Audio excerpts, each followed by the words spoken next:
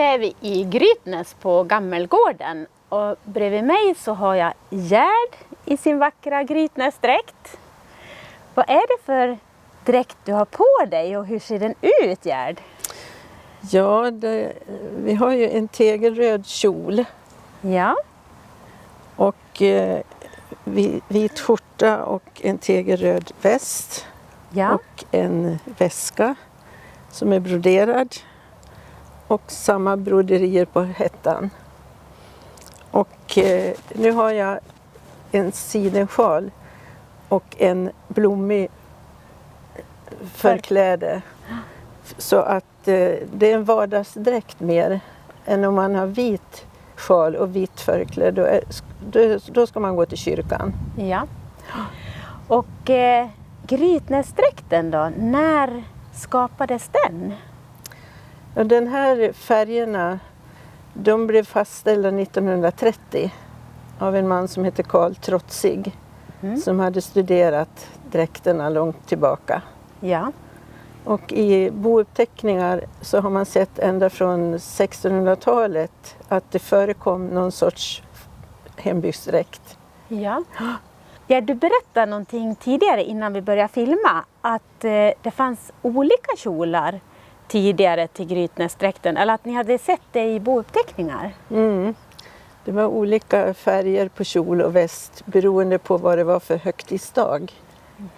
Kyrkan. I kyrkan till exempel, eller på fester eller dop eller olika saker. Så det står nedtecknat då i de här bouppteckningarna kan jag tänka mig då. Ja, det gör det. Mm. Och svart hade man vid begravningar till exempel. Ja. Kunde man ha svart. Och själva västarna, svarta västarna, de finns nästan inga kvar. Och då tror man att när de begravdes så fick de ha västen på sig. Ja. Med sig då i kistan då. Ja, just det. Ja, som klädsel. Man klädde ju oftast de döda i olika saker. Det kan vara lite olika i olika traditioner och olika socknar hur man har klätt dem. Ja, och här var det de svarta västarna då. Men hur är intresset för Grytnäsdräkten idag då? Ja, det går lite upp och ner. Ja. Men just nu kanske det inte är så stor efterfrågan. Men rätt som det är så blir det efterfrågan igen. Och hur gör ni då om man är intresserad av en Grytnäsdräkt då? Får man sy själv eller finns det mycket att... Det enklaste är väl att sy själv för vi har ju vuxenskolan här har ju dräktsömnad. Så man kan få hjälp att sy en dräkt. Och hur får man tag på materialet till Grytnäsdräkten? Ja, det finns. Vi har material så det räcker till dräkter. Och då vänder man sig till hembygdsföreningen då eller? Ja, det gör man. Och visst är det du som har hand om materialet? Ja, just nu. Just nu ja. så är det du som man vänder sig till då, i hembygdsföreningen för att sy en dräkt. Men det kanske också finns att få tag på äldre dräkter som folk har växt ur? Ja, vi har annonser i Gammelgården. Där det står beskrivet vilka dräkter som kan köpas härifrån. Ja, då kan man också vända sig och få tag på en äldre dräkt. Ja, helt enkelt. just det. Så är det. Men om man skulle komma till Grytnäs någon gång då för att få se dräkter, när kan man se dräkter? Midsommarafton. Är det midsommarafton? Ja, det är det.